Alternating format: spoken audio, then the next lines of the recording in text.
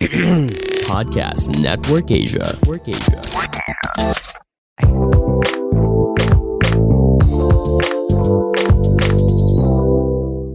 Hey guys, welcome back to Small Talk, small conversations with huge impact. Now exclusively on Spotify, powered by Anchor. My name is Yani Moya and I'm the guest today. Thank you for that wonderful intro. And hey guys, welcome to the show. If this is your first time listening, then welcome to the show. I hope that you enjoyed this episode. I feel like we're going to enjoy recording this one. And if you're an avid listener of the podcast, welcome back. I'm just so happy to see you guys once again, listening on the show, learning more about, I think the topic that we have about is a special one. And this is something that I have been meaning to create. But I think it's just perfect because you've been doing your research around this, and I want to hear your thoughts on this one. And if you guys are not aware who I'm with and who is the one that did the intro, that was none other than the one of the top financial coaches here in the Philippines. She's a content creator, a podcaster, an avid BTS fan. Army. And she's just one of the most amazing people that I've met, the most genuine people that I've met, and of course, one of the wisest and smartest people. In the last episode, I also talked about how you were such a great saleswoman, and I'm just so happy that I have you here on the show once again. So let's all welcome to the show, Coach Yani. Yay! Yay! Thank you so much for having me, Alec. We've been trying to record together since, I think this is the first episode since we got together. Thank you to all the fans of Small Talk because of you guys pushing us, we actually tried dating. Yeah. So yeah, a quick update. No, one thing that I kind of missed, I subtly missed. No, she's also the love of my life, and she's my girlfriend right now. And aside from that, basically what we're going to talk about in this episode is the love languages. And Don't you have an episode about this? I did a TikTok and I think some videos on Facebook, but I haven't really deep dived into the love languages. So, can you give us a little bit of background on what is love language? Love language basically is how you want to be loved and how you express your love to others. So I specifically love languages or mastering this, like you mentioned, because when I started to understand this, I understand how people were loving me. So before, you know how sometimes people love you, but you don't feel loved because maybe there's a mismatch on your love language. So it's important, especially in relationships, and not just in romantic relationships, even with your family, with your friends, with your colleagues, that you have. And even in your business. And even in your business, no, it's important. Like ako personally, with my coaches, I ask them, what's your love language? Just so I am aware how I can make them feel more loved and how they can love me more. I'm also very open with my own personal love language so that the people I work with, people I love, my family especially, even you, diba, that I really tell you what my love language is. And I make sure that you are aware of it. Yeah. Para there's less miscommunication. Yeah. And I think one of the reasons why our relationship is so easy, and I say easy, like they say na, love is hard. Yes, there's moments of hardships, but like majority of it, it's really easy. Yeah. And it's because you constantly communicate your love language to me. Yeah. And not just communicate, but I actually really ask for it. Yep. Diba? Like I really ask you, hey, I'm not feeling love through gifts. Yeah.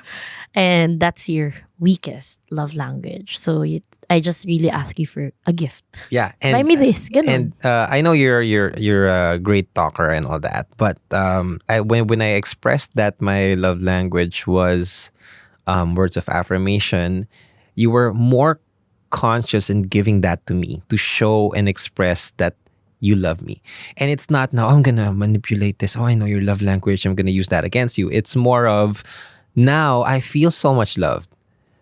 Then, you giving me gifts and all of those things. While I appreciate those things, one thing that I realized na in the early stages of relationships, it's almost like you're using all the love languages. You're testing out ano ba yung pinaka. Wait, I think we have to run through the 5 love languages. All right, yeah, first, sure. So we have 5 love languages if you guys are not aware. We have number 1, physical touch. So if that's touchy ka talaga, no, and you like, tapping people, hugging people, kissing people, and that's natural for you. That's physical touch. Number 2 is acts of service. Acts of service is basically doing things for other people or other people doing things for you. Number 3 is words of affirmation, like what Alex said. Words of affirmation basically is speaking positive words, positive affirmations. And number 4 is giving gifts. So meaning maybe you're the type of person who likes giving and receiving gifts or receiving gifts. So that's 4. And then number 5 is quality time. So if you like hang out with a person or you like others to hang out with you, then maybe that's your love language. But so there are 2 types of love languages also. 2 types of practicing love language. That's the giving and receiving. So your giving isn't necessarily the same as your receiving love language, and your receiving love language is not automatically the same as your giving love language. So just for us, as an example, to set ourselves as an example, I am actually, yung giving love language ko is acts of service. Meaning, I really like cooking for people. I like preparing stuff for people. I like driving for people now. Just making them feel loved through servicing them, through being of service to people. And my receiving love language is physical touch. So meaning, I feel most loved when people hug me, when people kiss me, when people are with me. No, physically, hindi virtually. Kaya po nung pandemic, talagang it was a struggle. I was telling Alec that it was a struggle for me to feel loved by people because I was just doing TikToks. I was just doing online contents. And I'm getting all affirmations, but to me, it's like, wow, okay. But I want physical interaction. Yeah. So, that's how I feel love. Ikaw, ano yung giving and love? And The thing was, when I learned about this love language, I thought nung una, parang physical touch din ako. And just like a lot of people, that's like the easy answer. You like hugs. Like, most people like hugs, right? But if you go deep down, essentially what I discovered in myself is that my love language, both giving and receiving, yes, pwedeng parehas, is actually quality time. Yeah. Right? So, naalala ko, if we did not communicate this with each other, probably may mismatch talaga na nangyayari. Like, for example, she really appreciates it when I open the door for her, right? Or when I do something for her, or even when I hug her. And I remember when, the holidays came in, I went back to Olongapo and I was watching movies. And then I wanted to go like on FaceTime with you and just be there. While he watches the Marvel series. All the Marvel movies. Yeah. And And so, I'm like, huh? yeah. And so, she Bakit didn't... gusto mo nandito ako? diba? It doesn't make sense to her kasi, quality time is not really how you kind of communicate love. It's for me, it's that act na, I just like you being there kahit na wala tayong ginagawa. No, even it's not quantity time, it's just quality na andyan ka lang, it's good for me. No, even if it's not quality. Because I was just literally there. Yeah, I was doing other things. And you want me to watch you while you watch Marvel, diba? That's quantity time also. Yeah. Basically time. You like I like time. you like me spending time with you. Yeah. But then again, the I think the challenge lies in understanding, okay, kung hindi tayo parehas, now I can consciously move to, okay, kasi ako quality time ang madalas ko ibigay. Tapos narealize ko, ay, okay, she doesn't feel loved by my actions. So now I'm gonna shift. Ano ulit yung love language nito? Okay, now I'm gonna do that. And I'm gonna communicate that to you para mas ramdam mo siya. So ngayon, So mas ngayon madali nanonood na siya lang. ng movie kahit magkasama naman kami, physically.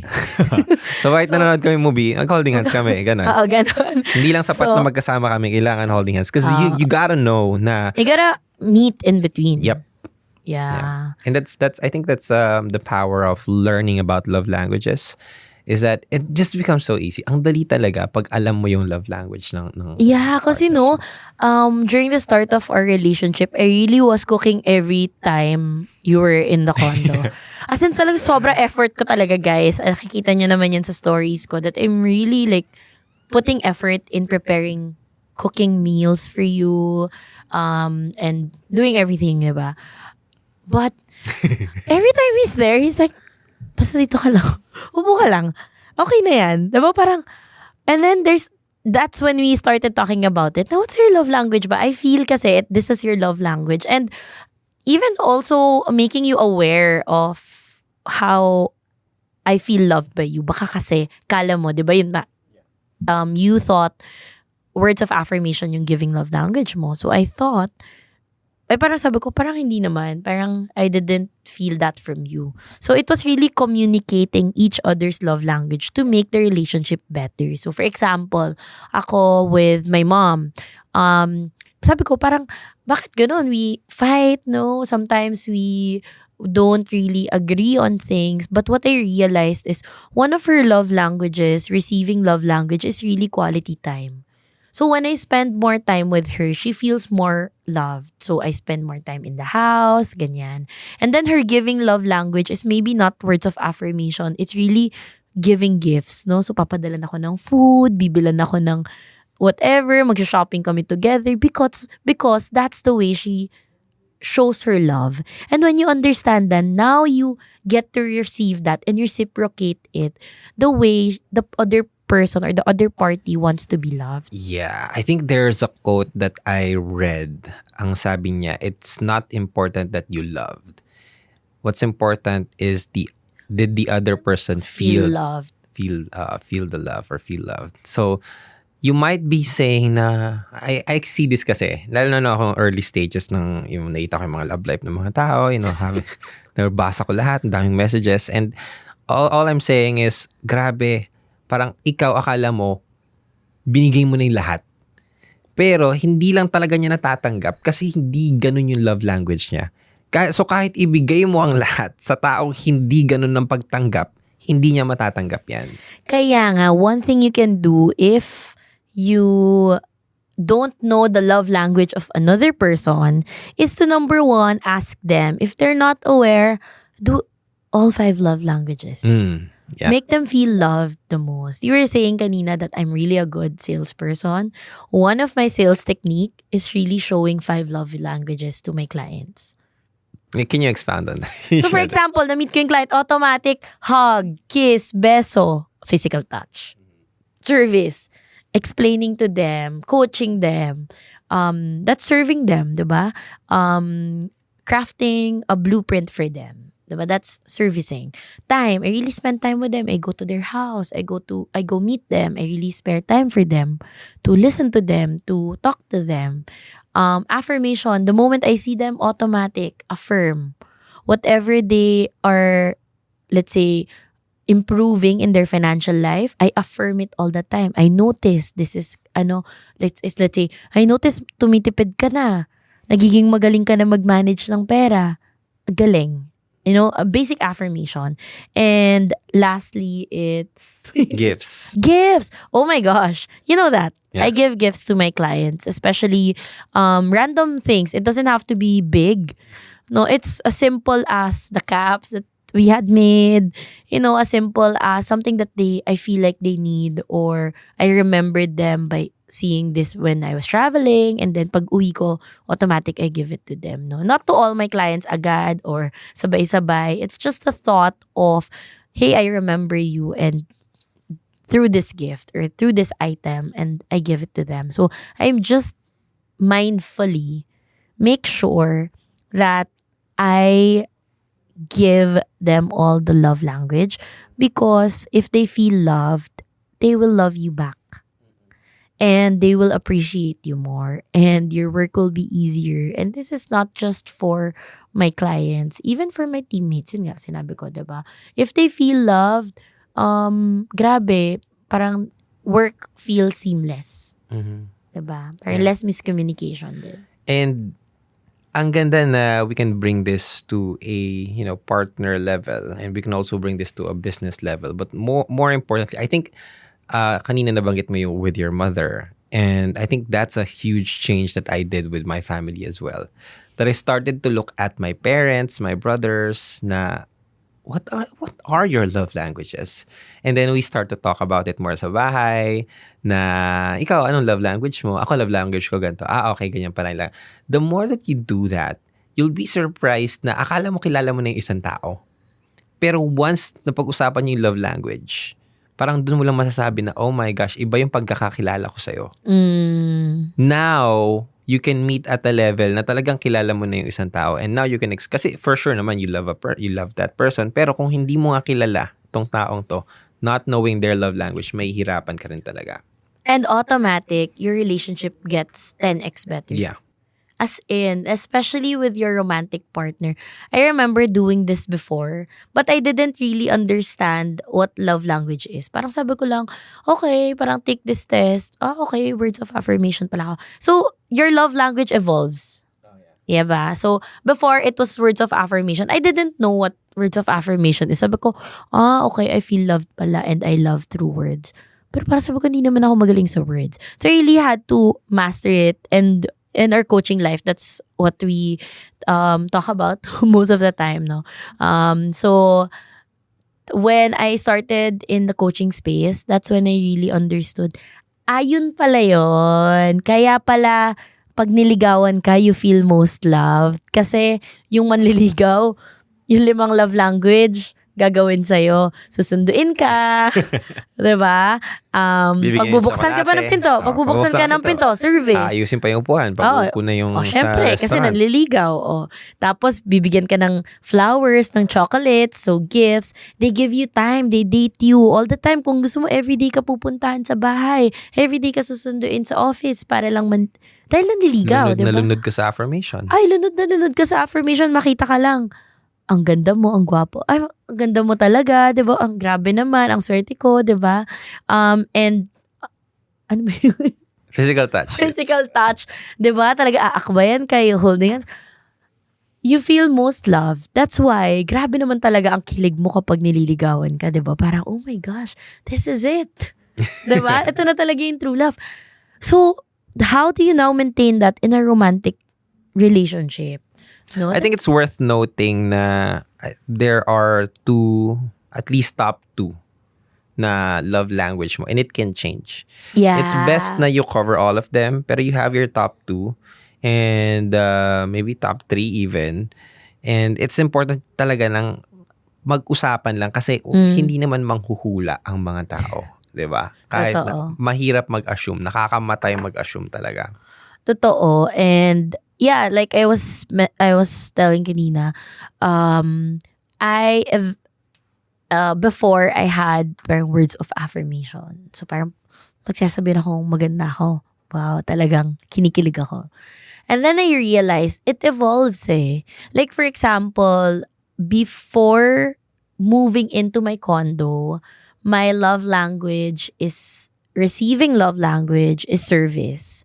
Because like I said, tamad nga ako, diba? So when people get me water, get me coffee, or prepare my food sa bahay before, I really feel most loved. Parang grabe, I feel loved. Pagkagising ko, nakahanda na yung kakainin ko. Parang, being served, I like it. So, parang yung mga yung mga nakaka-date ko, yung mga nanligaw sa akin na hatid sundo ako, talaga namang, oh my gosh, na-hit ang spot of my love language. Parang ganon.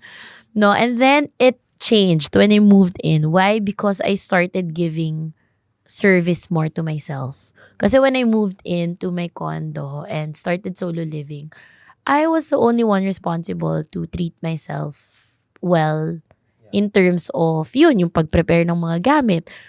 Even paglaba, pag-ayos ng laundry, parang everything, no? Pagluto, paghanda, paghugas, no?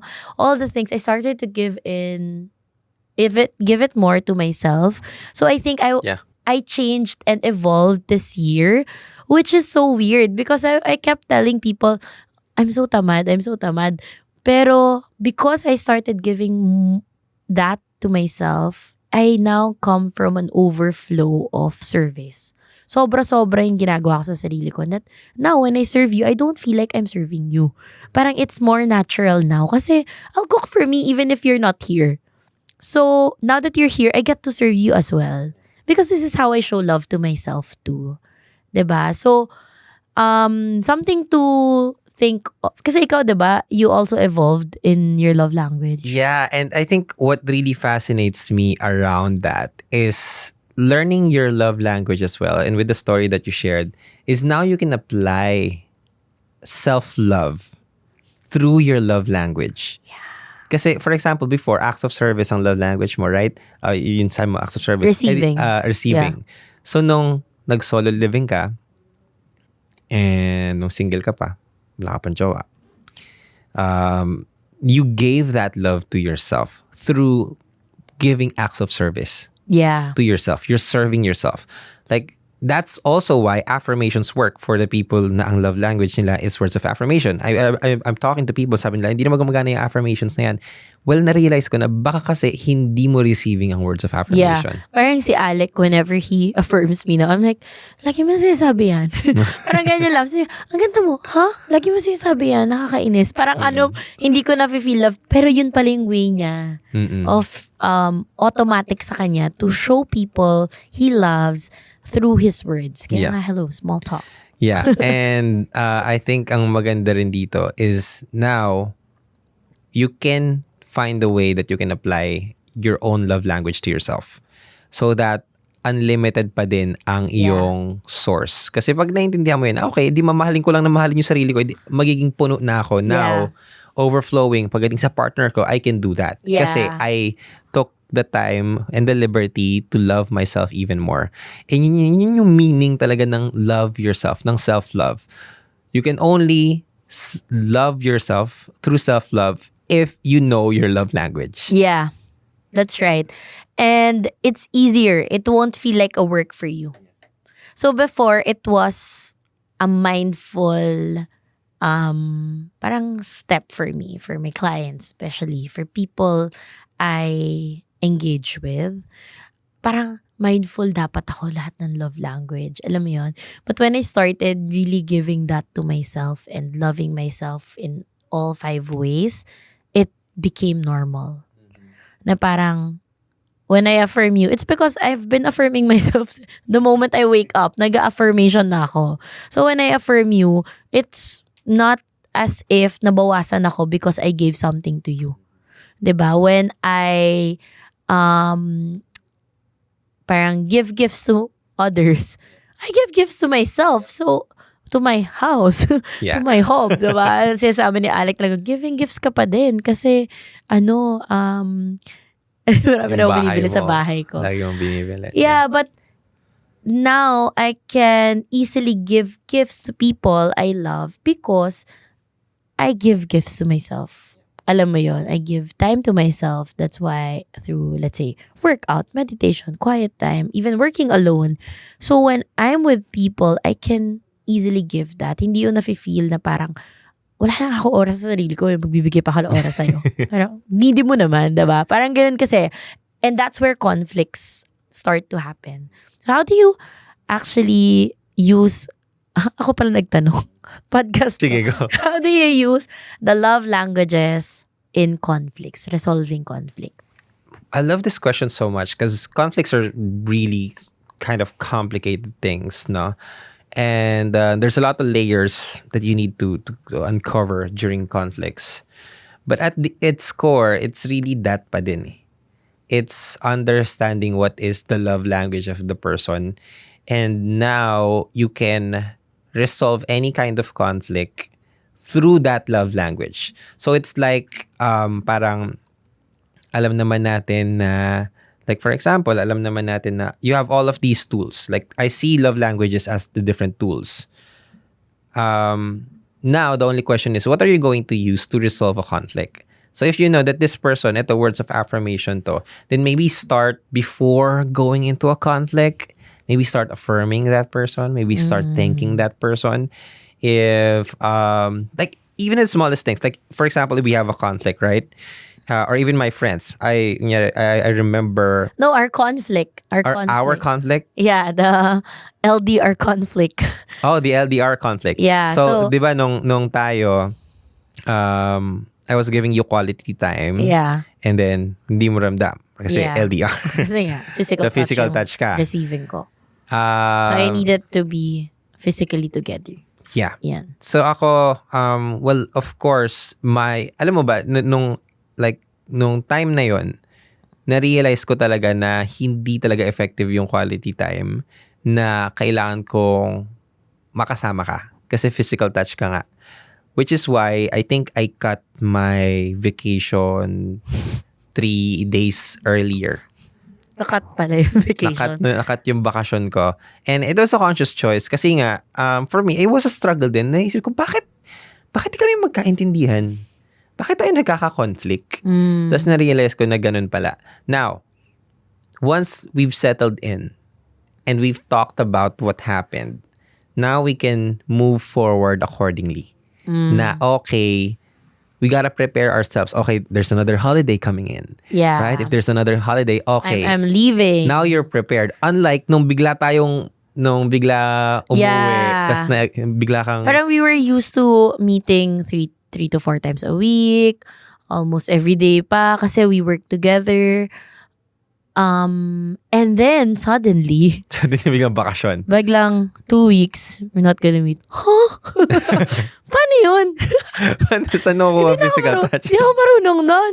Oo, tapos I'm solo living pa ako. So talagang, I was sleeping in our house then, family home, during those times kasi I felt love being surrounded by people. And at that time, no one was visiting me in my condo kasi lahat everyone's just diba, celebrating the holiday. So I felt like super lonely, and I communicated it to Alec. We had a conflict, but that's where we really shifted, diba? When oo nga pala.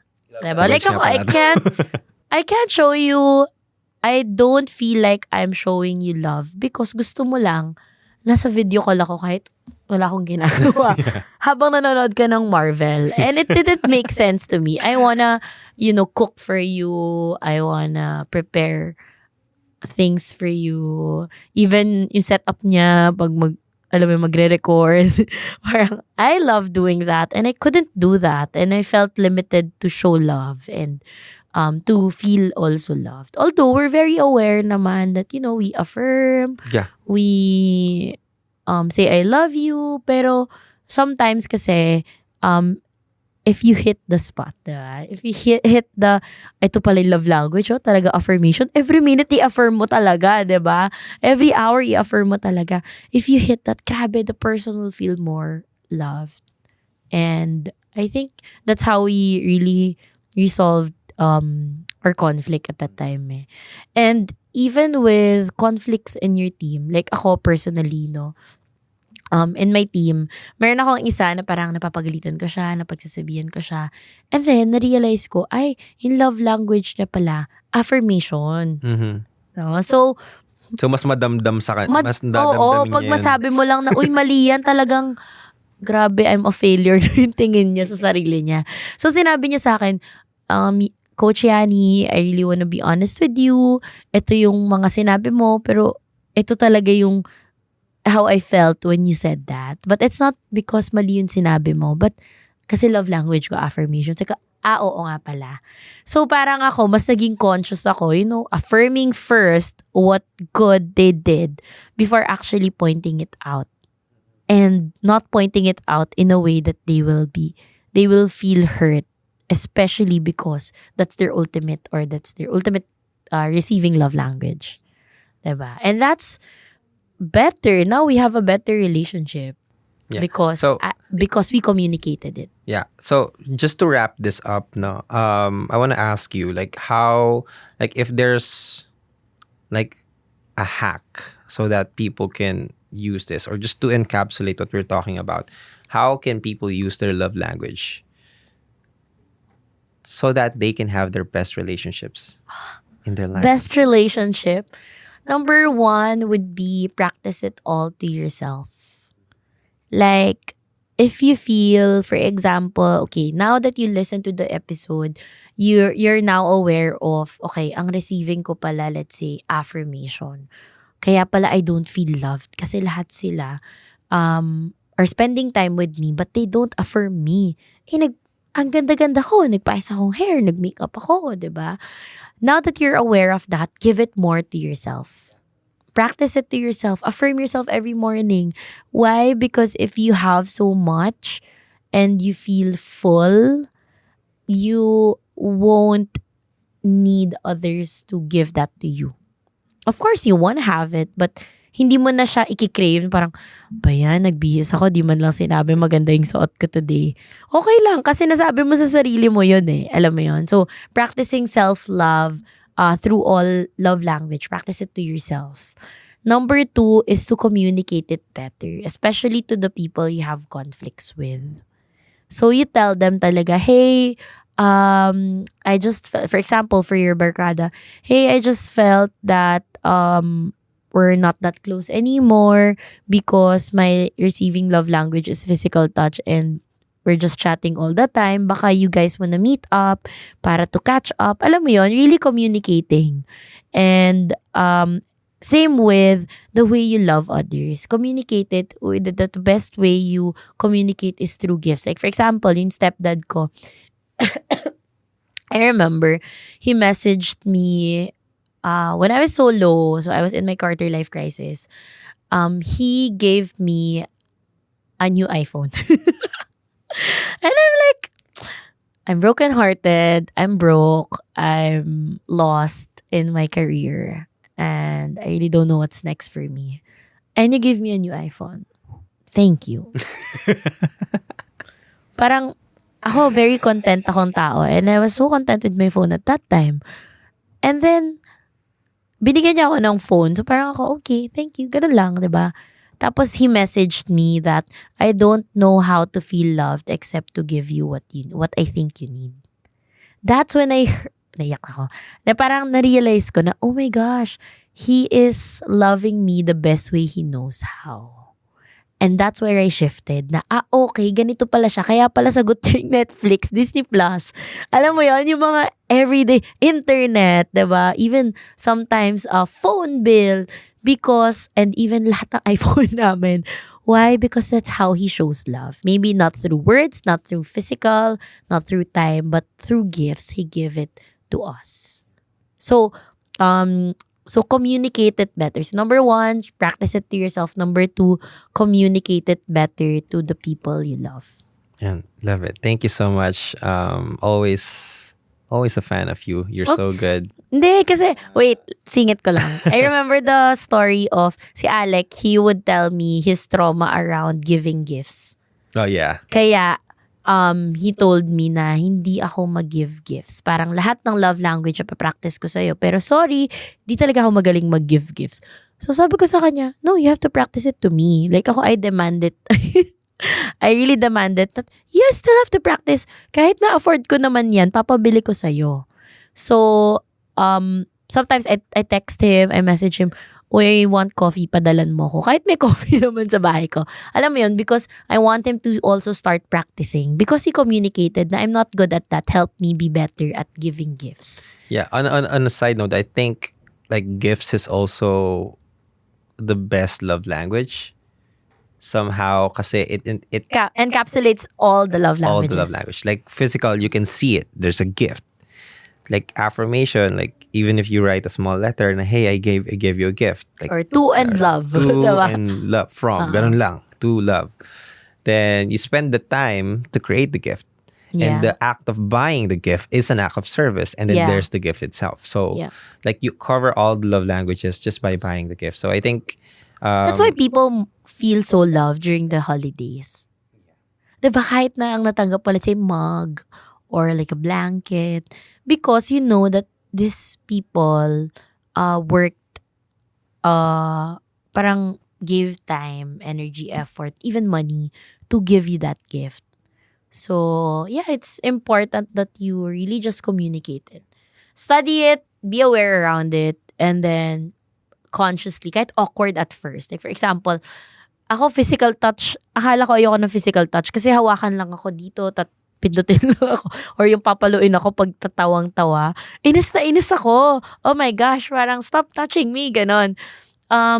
But when I was aware na, oh, that's how I feel loved pala, I should be more, parang, ano ba, accepting when people show me love through physical touch. So I really like receiving hugs. I demand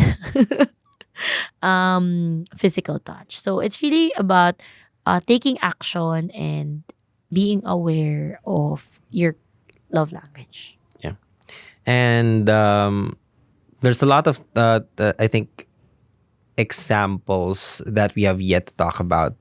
And honestly, I would love to talk more about you on this one, but the time is just not like for giving us like permission to do that. So one thing that I have been very excited about for you is your new rebranding of Renaming. your podcast. Oh yes. So yeah, go ahead. Let people know, because I know if you guys want to know more on where you can listen Coach Yani online, where can they find you?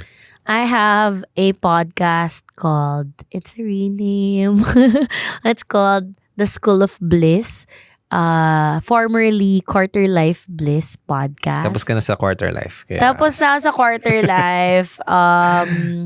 Yeah, and I think I helped a lot of Quarter Life people who are going through crisis through the podcast. And now it's gonna be the School of Bliss. Why? Because we're all students of life studying how to be happy, how to be healthy, and how to be wealthy. So if you guys want to learn all of that, be my classmate and let's learn that in life.